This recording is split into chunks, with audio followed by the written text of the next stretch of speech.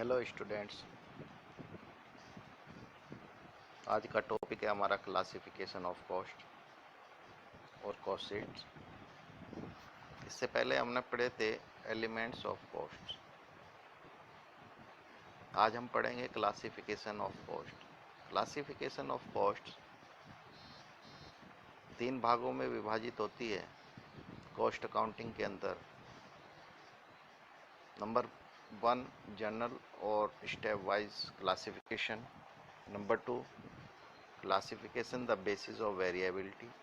और नंबर 3 जो है आपका other classification. Classification of cost जिस भी बच्चे को समझ में आ गई तो ये समझिए कि उसके कॉस्ट अकाउंटिंग भी समझ में आ जाएगी। इसलिए इस टॉपिक को ज़रा ध्यान से समझने की आवश्यकता है। तो सभी स्टूडेंट्स जो भी मेरी वीडियो को देख रहे हैं वो थोड़ा ध्यान से इस वीडियो को और समझने की कोशिश करें।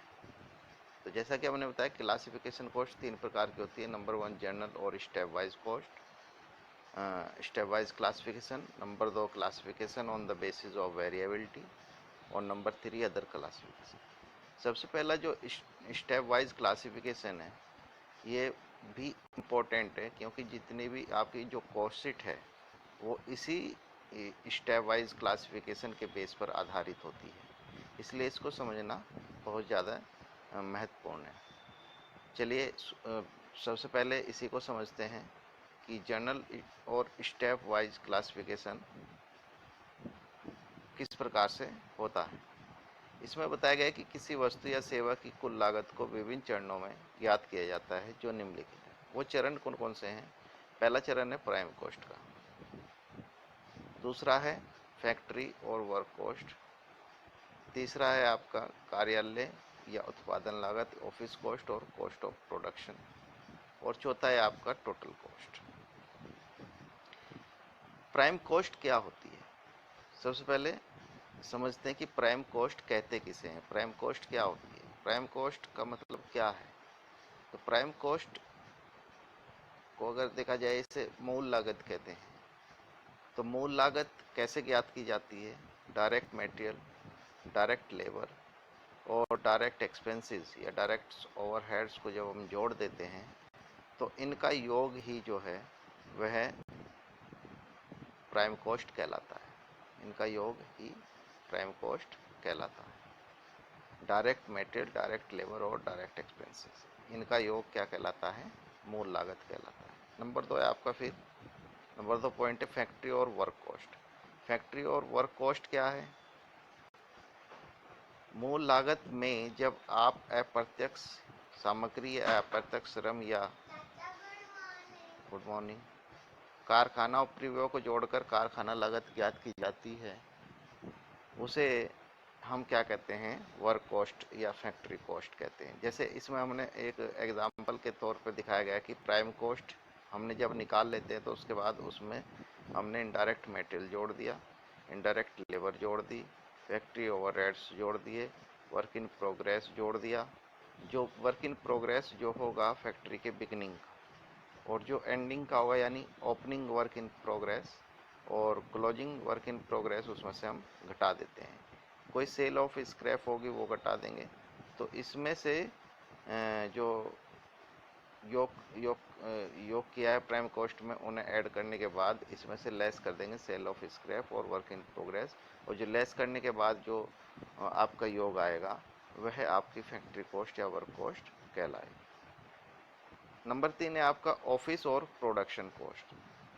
जब कारखाना लागत आप ज्ञात कर लेते हो तो कारखाना लागत में आपके कार्यालय एवं प्रशासन के जितने भी उपरी व्यय होते हैं, ओवरहेड्स होते हैं, उनको जोड़कर कार्यालय लागत ज्ञात कर ली जाती है। इसे हम कॉस्ट ऑफ प्रोडक्शन कहते हैं।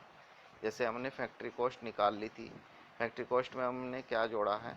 ऑफिस और एडमिनिस्ट्रेटिव ओवरहेड्स जोड़ दिए। इनमें जैसे सैलरी हो गई, ऑफिस के कर्मचारियों के इस्टेब्लिशमेंट हो गया, पोस्टेज, लीगल चार्जेस हो गए, टेलीफोन एक्सपेंसेस हो गए, और ऑडिटर्स फीस हो गई, डायरेक्टर्स फीस हो गई, बैंक चार्जेस हो गए।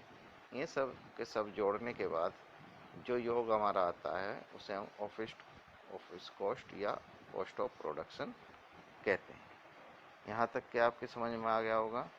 अब जो है टोटल कॉस्ट उत्पादन या कार्यालय लागत में विक्रय उपरिव्यय यानी सेलिंग ओवरहेड्स एवं वितरण उपरिव्यय डिस्ट्रीब्यूशन ओवरहेड्स जोड़ देने से जो कुल लागत ज्ञात हो जाती है उसे हम किसी भी प्रोडक्ट की कुल लागत कहते हैं, यानी टोटल कॉस्ट कहते हैं। टोटल कॉस्ट कैसे फाइंड आउट करते हैं हम? ऑफिस कॉस्ट और कॉस्ट ऑफ प्रोडक्शन में जब हम selling overheads plus distribution overheads को जोड़ देते हैं तब हमारी ये ऑफिस कॉस्ट और कॉस्ट ऑफ प्रोडक्शन में सेलिंग ओवरहेड्स और डिस्ट्रीब्यूशन ओवरहेड्स को जोड़ देते हैं तो हमारी टोटल कॉस्ट आ जाती है। नंबर 5 है सेलिंग प्राइस। सेलिंग प्राइस कैसे निर्धारित होता है? कुल लागत में जब हम वांछित लाभ की राशि जोड़ देने पर विक्रय मूल्य ज्ञात हो जाता है तो उसे हम सेलिंग प्राइस कहते हैं। सेलिंग प्राइस कैसे निकालते हैं? टोटल कॉस्ट आई हमारी जैसे, तो टोटल कॉस्ट में हम एक्सपेक्टेड प्रॉफिट को ऐड कर देते हैं। एक्सपेक्टेड प्रॉफिट को ऐड कर देते हैं जो है, और इसमें एक्सपेक्टेड प्रॉफिट को जोड़ के हमारा सेलिंग प्राइस आ जाता है, या सेलिंग प्राइस में से टोटल कॉस्ट को लेस कर देते हैं तो हमारा प्रॉफिट आ जाता है। कॉस्ट शीट उपरोक्त 5 लागतों को मिलाकर कॉस्ट शीट बनाई जाती है। अब कॉस्ट शीट क्या है? कॉस्ट शीट के बारे में हम बता रहे कि कॉस्ट शीट इन्हीं 5 लागतों को मिला करके बनाई जाती है और कॉस्ट पर यूनिट भी निकाली जाती है। ये कॉस्ट शीट का प्रारूप है, जिसे हम लागत पत्रक बोलते हैं। लागत पत्रक बोलते हैं इसको। ये है लागत पत्रक। इसमें एक तरफ दिया होता है particulars of cost of elements, फिर टोटल कॉस्ट का कॉलम होता है और कॉस्ट पर यूनिट होती है। सबसे पहले वही प्राइम कॉस्ट की मद आ जाती है। प्राइम कॉस्ट को कॉस्ट पर यूनिट निकाल लेते हैं, और फिर फैक्ट्री कॉस्ट, वर्क कॉस्ट, फिर ऑफिस एंड एडमिनिस्ट्रेटिव एक्सपेंसेस जोड़ देते हैं, इनकी कॉस्ट पर यूनिट निकाल लेते हैं। फिर इसमें अगर कोई कॉस्ट ऑफ प्रोडक्शन में opening stock of finish goods हो तो उसे ऐड कर देते हैं, और closing stock of finish goods हो तो उसे घटा देते हैं, तो कॉस्ट ऑफ गुड्स सोल्ड आ जाता है। फिर इसमें कॉस्ट ऑफ गुड्स सोल्ड में हम सेलिंग एंड डिस्ट्रीब्यूशन ओवरहेड्स को ऐड कर देते हैं, और ऐसे ऐड करने के बाद हमारी कॉस्ट ऑफ सेल आ जाती है, और प्रॉफिट ऐड करने के बाद हमारा आ जाता है सेलिंग प्राइस। इस तरीके से हम कॉस्ट शीट बनाते हैं। ये जो 5 लागतें मैंने पढ़ाई, इन 5 लागतों को जोड़ के ही हम जो है कॉस्ट शीट बनाते हैं।